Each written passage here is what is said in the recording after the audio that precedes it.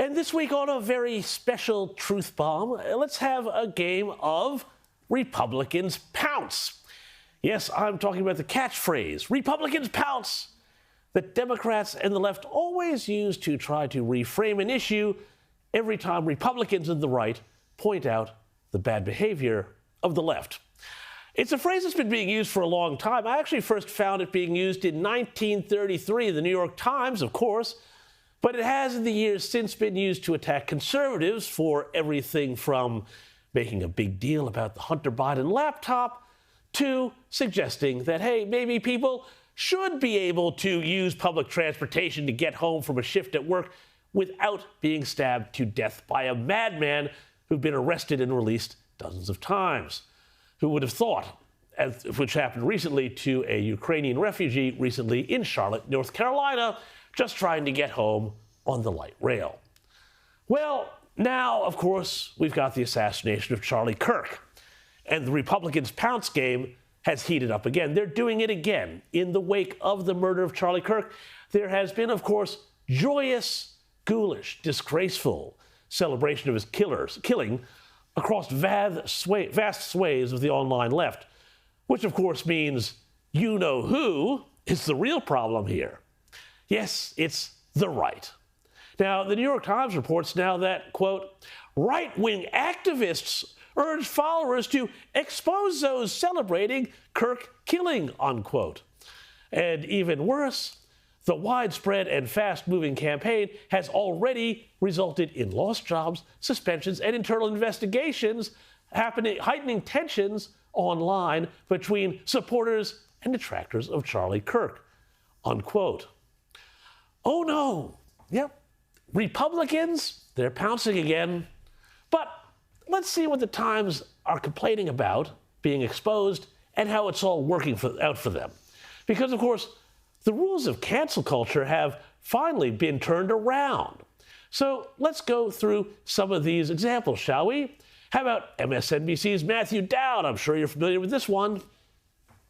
And I always go back to hateful thoughts lead to hateful words, which then lead to hateful actions. And I think that's the environment we're in, that people just, you can't stop with these sort of awful thoughts you have and then saying these awful words and not expect awful actions to take place. Matt. And that's the unfortunate environment we're in. Well, and he's no longer on the MSNBC rosters. He was too much even for that loony left network. But it's not just the great and the good who are getting in trouble. That's the most famous one.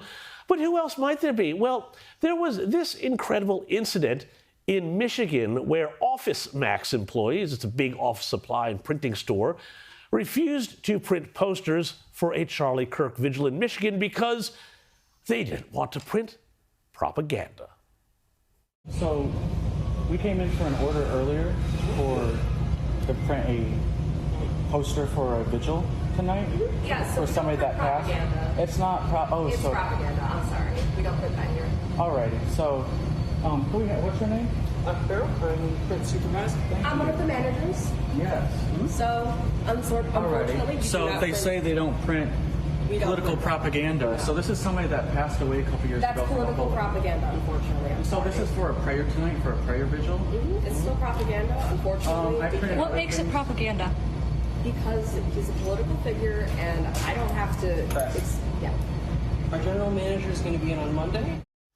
Well, thanks to the power of the internet, they've been exposed. And guess what? You don't need to boycott Office Max, because within hours of that video hitting the internet, the corporate headquarters released a statement saying the associates in question are no longer working for the organization. Chalk one up for the good guys. But how about this charmer? DC comic book artist Gretchen Felker Martin, who posted after Charlie Kirk died, "Thoughts and prayers, you Nazi bitch." Well, guess what? Another one bites the dust because DC Comics canceled her upcoming series.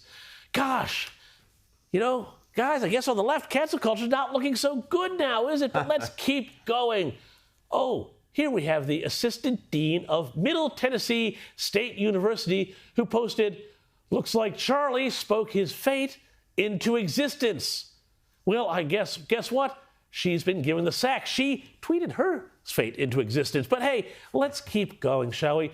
This fellow, Glenn Turf from Miami Country Day School, posted, "He died. Oh well. Ironically, the promoted gun usage, and guess what?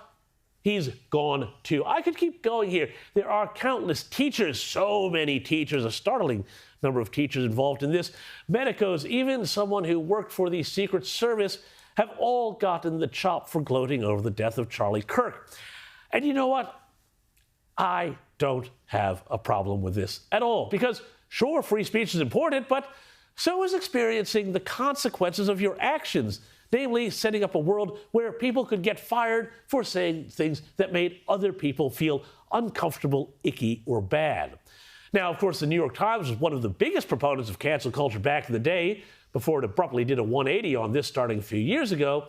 And the same progressive left that is now celebrating Kirk's death was once the biggest proponent of getting people fired for saying the wrong thing online. Well, too bad, so sad. Too often the right says, oh, well, we don't want to descend to leftist tactics, and guess what? They lose time and time again. So it's good to see the left's errors being, dare I say, pounced upon, and them getting a taste of their own medicine.